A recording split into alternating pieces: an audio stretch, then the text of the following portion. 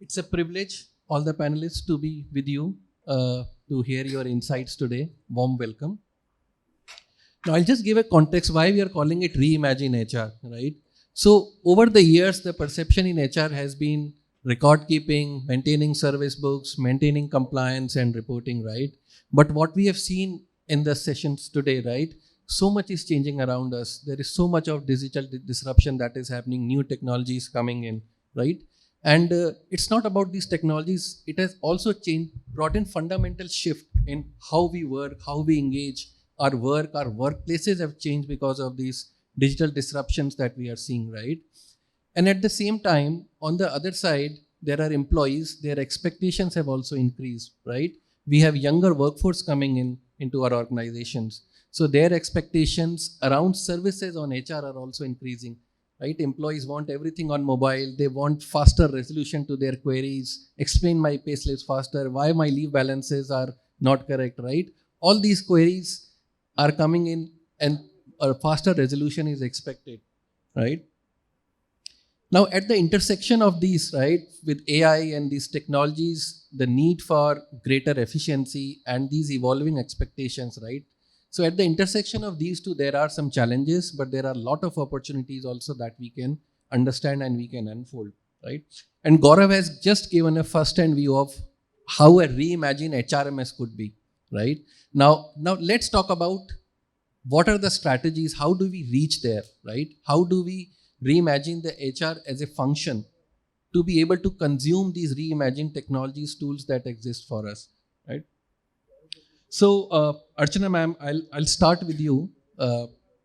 Now, with this rising adoption of AI in different sectors and with HR, right? So, how are your department planning to integrate AI into HR processes like recruitment or training or performance assessments, and at the same time ensuring that fairness and transparency for the employees who start using these for the first time?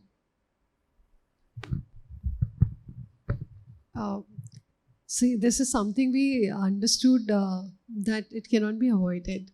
So when we saw AI, the day I got to know about the AI, I was wondering, I was exploring, and then I began with very small thing. I used to have this number of times a draft will come, from our team members, and you're changing the draft, and you're making the English correct. So, okay, done with it. I said, the minute I saw ChatGPT, I said, okay, let me teach my people this. So I began from there. I started everybody, I said, come on, here is a gap. You just put your English, whatever words and expectation it will give you. And they were very excited. Then we had some trainees from schools, IITs and IIMs, and they showed us various other websites, where you can go and do that. So that was a thrilling point. And the thrill that got created, we got exploring. And we said, okay. So I felt that overall, after everything and all, I could sense that it's very, very unavoidable kind of a thing. And it's a wave coming in and you have no other way but to get into and flow with the wave.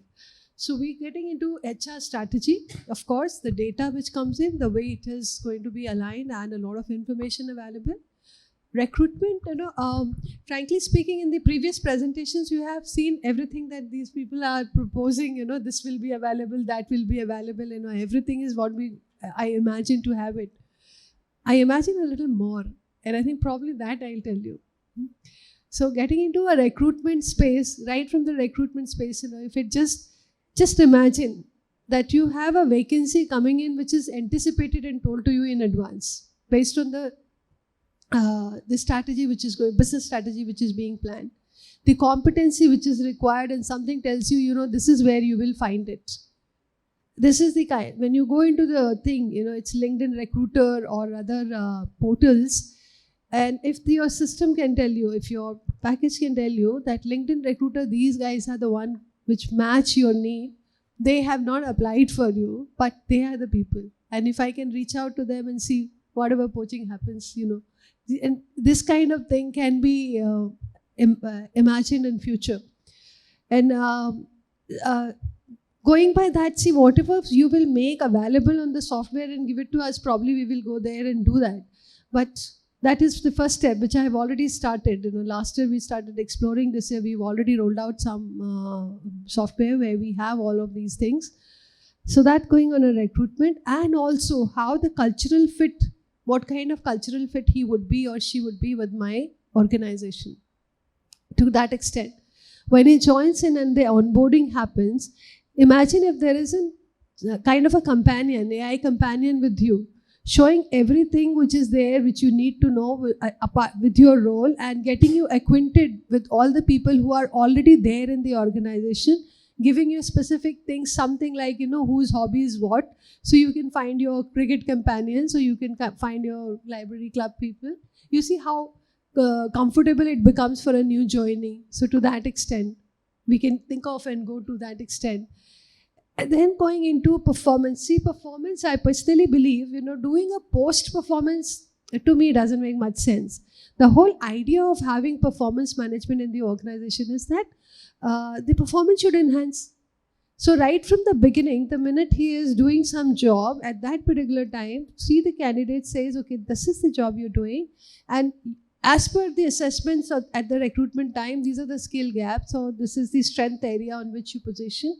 Skill gaps are given, the inputs are given to the person by the AI or the system, and you get the demo, you get connected with right kind of people or the mentors who have already done that, and the new joinee is able to leverage that knowledge and perform. And at the time of performance also, if you get the inputs, saying, okay, your performance at this point is 60% or 70%, this is what you do to enhance it to 80%. For me, that would be more proactive rather than later on saying who's in which brackets and putting a bell curve and things like that. The whole objective of the organization is that performance should enhance. That's it. So to that extent, then so this will be the basic things. Plus, I want something like if your benefits are given to you, and okay, you're not availing your LTA for so much time, or you've been sitting on the laptop for so much time, you've not rested. So somewhere your wellness is taken care, as well as your benefits, etc. is taken care, and you're prompted. It's been so much time, you can go for an LTA, take a leave travel allowance, suggestions which is ongoing, which is going on. And that's the kind of delight I would like to give to my new employees. And I'm sure another aspect that I'm sure is that the new generation which is coming in, if you don't step in with all these things, they will feel we are Baba Alam Zamana Gaya, old people. They would not even step in with us. So right at the point of joining, they should be able to see all this high tech. I don't know how they're born. Their eyes looks like, they've learned and born like that. But they need to see high tech things all around to feel at ease that this is normal. If you're not doing it, they'll not feel normal. So this is what I'm seeing with this. Fairness, obviously, the models, so you have to be very correct with the data. And a lot of transparency will come. We cannot avoid that. So honesty has to get into the character. Biases, you may not be aware. There are a lot of biases which happen subconscious level. And if your system and AI can capture that and let you know that this is what your bias can be, and can let it be known to the other people, every employee, that you seem to tend to have this kind of bias, and they probably can. It can be very helpful. So I believe in all these domains, it can be, and it's going to be a wonderful world if that happens with an AI companion all around with you. Thank you, ma'am. Thanks for your views. I'm just thinking Gaurav would be wondering if he had 10 more minutes, he would have shown you some of these aspects in our product. But yeah, we can keep it for the next time. So Ajay ji, maybe I can come to you. So how is your organization planning to integrate some of these transformational technologies into HR processes? Good evening, everyone. We are basically into building metros, and we have started 4 lines in metros in Mumbai. See, around 337 kilometers of metro is going to come, and we need to recruit more than 20,000 manpower in coming 4 to 5 years. So we want to use it to initially screen the resumes, then onboarding staff, then their inquiries, everything, just like Gaurav mentioned, the success factor, and it was very beautiful. So I have come with my colleague, and we immediately told him that we want to implement it in our organization, and life will be very simple and very easy. So and going forward, we have to train them specific to our, like operation and maintenance of trains. So we using AI, we have built simulators wherein we are training them like what are the all parts of trains. Then they have to drive in various scenarios. We send them issues and they have to identify the what is the root cause, and immediately they have to mitigate that problem and they have to move ahead. So in a way, what it gives is we track the performance, it identifies what are the issues, and we can give them the personalized feedback as that this is the area where you need to improve, and precisely where he can improve and provide us the better service. Thank you. Some great use cases, I must say. Shashankji, if I can come to you for the next question. So the Government of India's Digital India initiative, it emphasizes a lot on digital skilling, right? So how are your organization addressing this challenge of upskilling and reskilling the workforce to meet the demands of future? Thank you. Good evening, all. Probably I am the only technocrat who is working mostly in the technical area and less into HR. But the kind of work that we are doing, the sector in itself is changing a lot. So the disruption, even if we are talking about disruption of one kind with AI in HR, there are a lot many things being disrupted in the power sector wherein I currently is doing my job. So when you see the skill sets that were needed for some time back and the skill set that will be needed in future, I think the domains are completely changing. And even if you group the skill set in terms of, as we are talking about the human resource aspects of the skill set today, even in those aspects, the needs are changing a lot. The skill sets of yesteryear, how many of them will remain relevant? And what will be the new skill set? And if you ask anybody anywhere, the highest demand skill set, everyone talks about AI and ML being a high quality technical skill set. And some time back, so I make the distinction point in two things. One was a travel of digitalization, which still continues. And the next is the travel towards this AI and ML kinds of things in all the domains of the business, including HR, all the domains of the business. And there, this change is happening. Somebody, I think last presentation, somebody was mentioning about the mind in the product. He was talking about mind in the product. But when I think about technology, what was technology doing in yesteryears? It was not in the domain of mind. Now, with these new kinds of techs available, technology has entered into domains of mind, right? And that I see as a big disruption. So as Madam was saying, it will bring in many tools which will help HR and create a kind of new ecosystem. I am saying it will also be a new challenge for HR to maintain the new kind of work environment with all these things already available at the endpoint guys table. So I remember the days wherein particularly in government sector, the HR was seen to be a function which is sitting behind a curtain. The days are gone. We have moved lot away from the days. I remember my first time, I used to take whole of the salary in a bag and go to my working teams and give them cash in hand. Those were the days, but those are gone long back. We have digitized everything and people know it. We have those platforms available. The thing change would be needed and we are planning for is in skilling areas. And I will say, not just skilling areas, the techniques to be adopted for that skilling.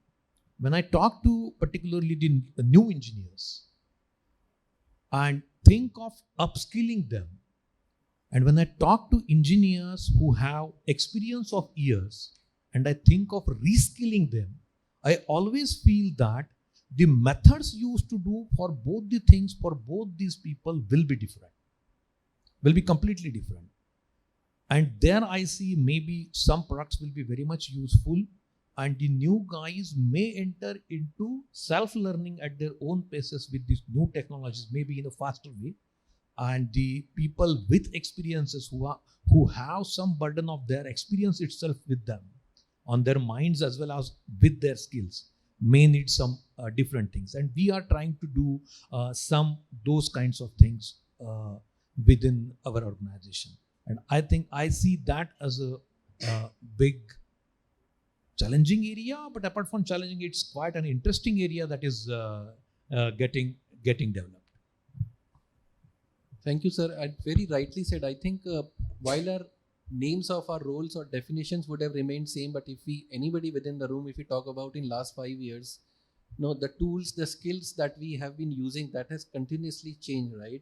And we say that skill life today is 2.5 years, whereas it used to be 5 to 6 years, before COVID times. So we have seen digital disruption at such a high pace now. Sanket ji, if I can come to you for this next question. How can these AI-enabled platforms contribute to tangible improvements in employee productivity and overall organizational effectiveness, right? Because if there are no output, then there is no use of having these technologies. Yeah, that's right. So, see, I feel, there are a lot of AIs available currently, and then obviously it has to be connected with the productivity.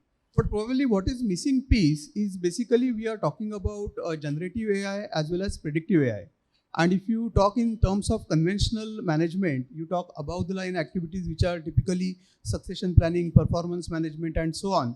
And below the line activities which are typically compensation management, payroll, and so on. So I believe when we talk about productivity and improving the organization as a whole, the missing piece I feel is that still the decision making is in human's brain. It's in human's hand. And we talk about generative AI, predictive AI, but what is missing is a decision AI.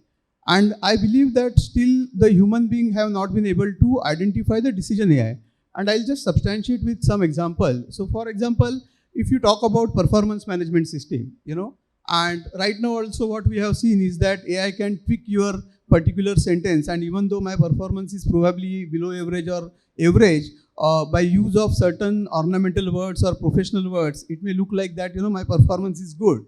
Of course, then there has to be a simultaneous counter from the manager side, because manager will also go on some different kind of generative AI and he will counter that thing. So it's like, war between two AIs or two platforms, and who is using the most smarter AI will probably win, in the arguments. So that is one example. So what is important is that where is the decision AI? So decision AI is lying with the manager. Manager has to decide whether the person is actually performing or not performing.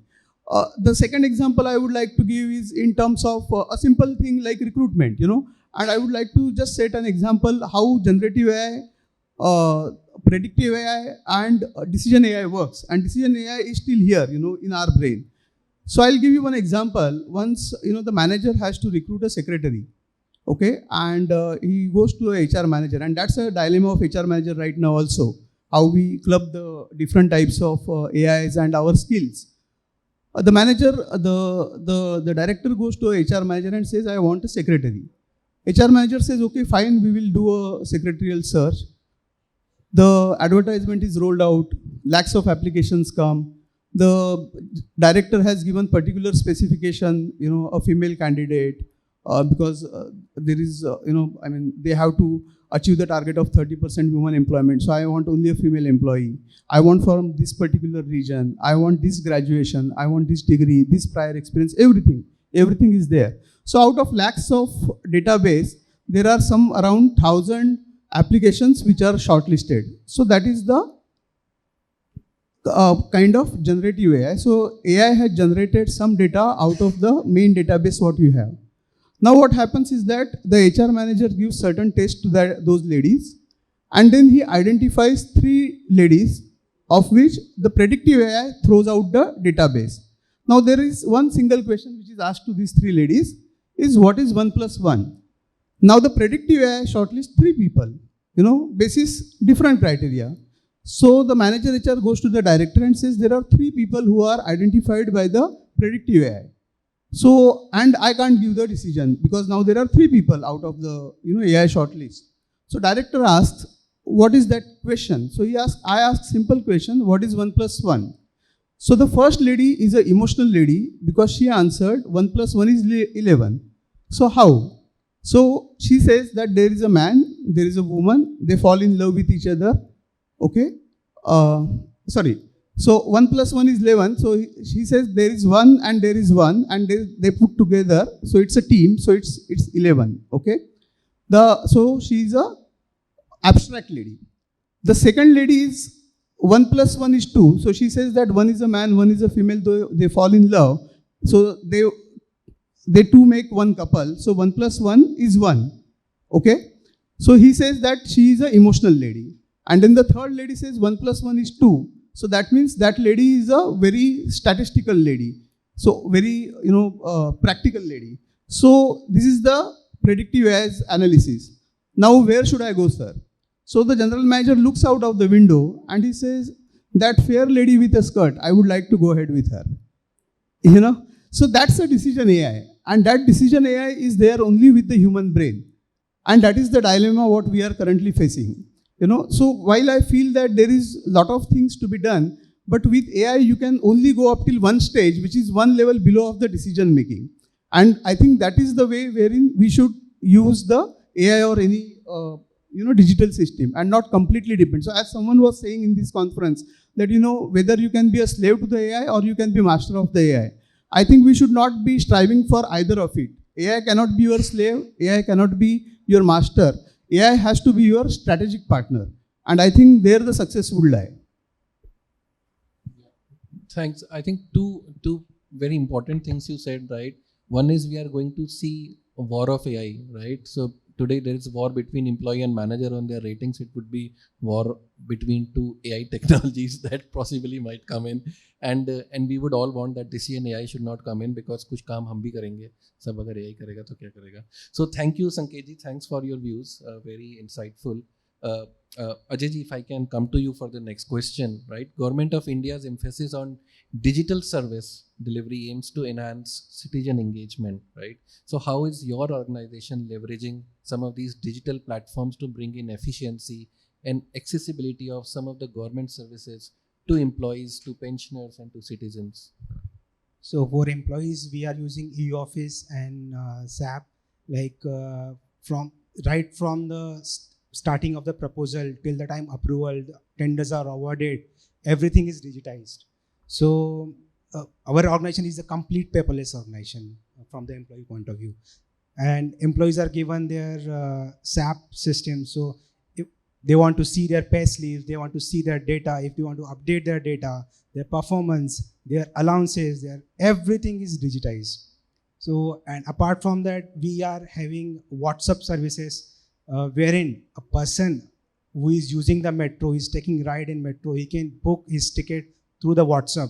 He just simply has to say hi on the WhatsApp number, the ticket will get booked. So it's a very effective services we have provided to the passengers. What it has resulted to us is, from earlier the paper ticket was 44%. Now the paperless ticket is 64%. So it has given us a tremendous result, and it has saved a lot of cost to us. Apart from that, we have the Mumbai One app, wherein a passenger can book his ticket online through the mobile app, and he can travel just through the QR code and he can complete his journey. Now we are expanding this mobile app as a complete mobility app for the complete Mumbai transport, wherein if you want to travel in multiple metro lines, you can use this single app. If you want to use bus, you can use this app, and if you want to use local, same app will be available for all the services in Mumbai. Okay, thank you, Ajay ji. Archana ma'am, I'll come to you again. With all these rapid technology changes that we are seeing, right? HR on one side, but what are your strategies towards training or reskilling the workforce, right? Apart from the HR department, to be able to consume these technologies and deliver at the best what is needed in the future. So my organization is Hindustan Colas Private Limited. It's a joint venture of HPCL. And here, one thing that we all got to know, and very early, got this thing in our executive committee, that there's no way out of digitalization. We got to go it, and we got to be at the, at the forefront of it. So the management is leading by, you can say, by example and from the front. Myself, I'm leading the HR digitalization. I'm already way through. I'm putting it through. The CHRO is already doing a lot of digitalization of all business processes. So I would say, SAP, you should come to our office. Yeah. Okay. So we're doing all business processes digitalized. Now, what we decided on is that, and we were working this with an organization which was working very lethargically 25 years behind it was as of now. And that is what we're taking forward. So first thing we started was to awareness and making it a fun. That's the approach that I took it, just like I told you example. And making it in small bits to them, saying how useful it is. Little things from the BI graphs and all. So the employees' buy-in is getting created. That's the first thing. And with small wins and making their job easier, so they find it better. And the talk goes around. So the convenience factor gets created and a critical mass agrees towards this. It's not just a forceful, but it is a lot of agreeable thing. So that's our strategy to take them into the loop of it. Then we have started to bring that in order to do that, what is the kind of the skill that they require? Like I jokingly tell my team, I said, the next skill you got to know is how to give command. The prompt engineer is a new space. If you know, आपके पास जिन्न है, आप उसको command देना ठीक से नहीं जानेंगे तो वो भस्मासुर हो जाएगा आपके लिए. So that is how, what kind of command you have to give, how do you understand, how does it perform well. So that is another space that we have started. It's fun to see them, trying all these things. And then getting them into the space slowly where we're ruling one by one. So we not only create this, see what is happening is, for example, if you see what you've seen right now, everything is being done by the AI. Even your drafting and language and expression is happening by the AI. You have to only say, and in some time, with whatever I see in the news, etc., is that you can give command from your eyes, by blinking, okay, which is the one you want to see, and it will sail through. So where is your expression going? What do I skill you on? So the modules which will be there, of course, we will have to skill them up on that. That's a new way of doing things, which is not very difficult with AI. With some technology, you have to teach a new technology. But with the AI, you're simply giving commands, and you should be able to think through as in what do you want out of it. So that's a space that I think is required. In this also, sometimes wherever there is more in-depth kind of thing, and particularly in the business areas, etc., we're getting also the help and support of other experts. You would see on your mobile when you open 199 rupees all digital AI and everything. I did that myself, to understand first what is it, and I found a plethora of things they are teaching. So, but we're going formal, and those kind of inputs we are making it available to our people.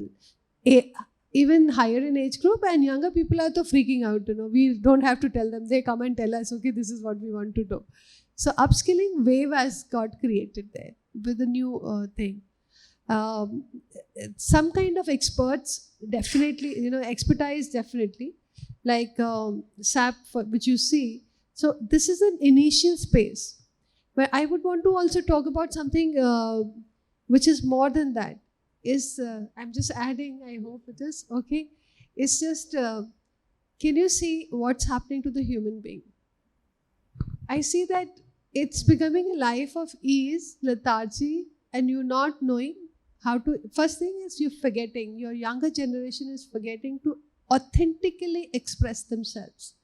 For anything, even to write to their girlfriend and boyfriend, they go to the AI and write it. You just don't know what emotion, and that if you do not express your emotion the way it is in a very authentic way, you will forget it and you will not know it. You will never feel complete. It will feel empty, somewhere. It will feel very artificial. And then you're blocked inside with the emotional expression. It will come up into mental health issues. So I believe that, that time is not far, unfortunately, when we'll have to teach humans how to interact with humans. Today we are teaching them how to interact with AI. 10 years down the line, HR will be doing how do you talk to humans and relate with them. That's a very sad situation which I can see in future. So I'm kind of making that space that you all have gatherings where there are no phone zones, no these things, so that you can connect that. So that's one skill I think, we still have to do that. Then visioning. See, the AI will remain your servant so long, your master so long you have the vision. So towards that vision, you use this AI. But now everything's getting easily done. You're getting your food, meals, entertainment. Life will become like this. You go, give some commands, get your job done, have a salary, just on a weekend, spend and splurge. Where is the vision? What is giving meaning to life? And if we don't have people know how to find meaning in life and what is the vision and where am I going to contribute, then it will again be a very unsatisfactory life. So I think visioning is another skill or a domain that we must get our youngsters into it. So, and just simply be with nature. That's very important. Thank you, ma'am. Very thought-provoking, and I'll just summarize that if I can. Before using these technologies, what you meant to say, one must be very sure of what outcome to expect, right? So I feel it's just like using a calculator, right? Unless you know what those symbols plus, minus and multiply mean, right? You can never be sure of whether the output that has come in on the calculator screen is correct or not, right? So I think you meant the same. Shashankji, I'll come to you. You talked about this very fast pace on which skills are changing, right? So according to you, what could be the strategies for continuous learning and adapting these technologies for an organization and workforce? I think using technology for these things means even to plan for what is to be learned will also be important. Because in old days, what we used to do was there were prescribed and fixed syllabuses, right? For most of the things. In the fast-paced world and the skill set demand changing. See, most of the work areas, when I'm working in power sector and particularly in dispatch area, so what is happening? The skill sets are not just changing. You cannot be just master of only one thing. So multidisciplinary approach is also becoming an essential thing in these approaches. Second point is, as I think, I don't know who was speaking, but with technologies coming and people interacting with technology more and more and switching subjects, I think for the new workforce, they also have to learn switching domains within the work itself. Sometimes they are into technology domain, sometimes they are entirely into different domain on the same day.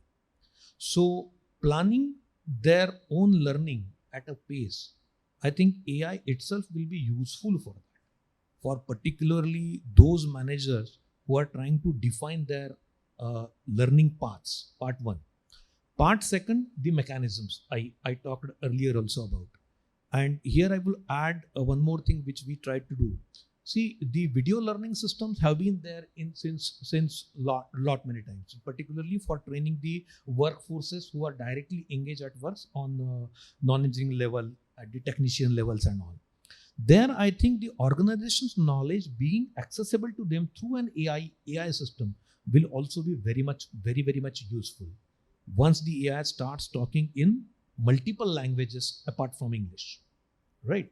That would be that can make a big change, and that can be one strategic direction wherein these things can be useful.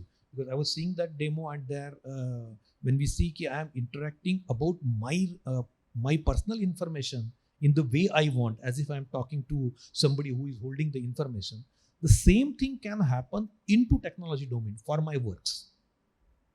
If the organization knowledge is set up into digitized world, and then the workforce interacts with the knowledge base in this fashion, that will bring a big change for different levels of workers, because the interaction will happen at that level. That I see as what we can adapt as a strategy by utilizing these new technologies.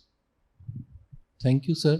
So while now we all agree, in last question for the day, we all agree that these new technologies, AI and human oversight, they will all coexist, right? One cannot work without the other one, right? So Sanket ji, so how do we ensure, what is the mantra that people and technology, they work together for more effective outcomes? See, I think the people have understood over a period of time that the technology is the key to success, you know. So probably when I started my career 25 years back, you know, we used to talk to the legacy people, like why they need to understand digitization, why they need to learn computers and so on. You know, we started from there, but last 25 years, a lot of water has gone down from the bridge. And I think now the time is not there that, you know, we need to update people as to what is the importance of technology, because everyone is using the technology, you know. And I'll give you a simple example. In Bombay, if you see on the signals, you know, on the signals, normally there is a traffic jam and there is a the singwala who will come to you for selling the sings of 10 rupees. And if you don't have the money, he will just take out his mobile app and, you know, you have to scan the code for 10 rupees. So the technology has gone down to that level. I still remember those days, you know, when the SAP was implemented in my organization for the first time, and we used to ask the legacy employees, because that time we were the young generation, you know, and they used to say, "Boss, kahan se SAP ko laya aapne?" SAP is like sab aadmi pareshan, you know. So everyone is running here and there. And today I see even the legacy employee, because SAP has also changed their versions over a period of time, you know. And now when you talk to the people, because they are using that technology day in, day out, you know, and as an end customer, they are using that technology. And today I really talk to them, you know, how do you feel about SAP? And I would really like to conclude with my note that today you talk to anyone about how's your opinion about SAP, and they will say, "Sab aadmi prasann hai bhai." You know, so from that sab aadmi pareshan to we have moved to sab aadmi prasanna. And I think that is what people have to do about, you know, technology and the AIs or SAPs or different ERPs, what are there, because that has really made people's life easy. So so when you implement some new technology, obviously you have to take people into confidence. They need to understand that ultimately they are going to be the end customer of this particular product, and what are the benefits they are going to get, you know. And I think that is the mantra of making any technology change in the organization successful. Yeah, thank you so much, Sanket sir. I'll just summarize. So as a generation, I think we should be we are very lucky, right? There are fundamentally 5 transformational changes that have come in, right, in humankind, which has changed the way how we work. First was industrial revolution, right? Second was computerization, that we all call it now. Then internet, then mobile, and now AI, right? And I think we are lucky because we have seen last 4 changes in our lifetime, right? And these changes will keep coming in, and you know, there are so many opportunities. The reimagine AI HR, what we are talking today, maybe it is also an ongoing process. We will keep reimagining this as new technologies keep coming in. With that, thank you so much for your insights or for your views. Thank you so much for joining us. I think we'll move for the dinner after this. This is the last session.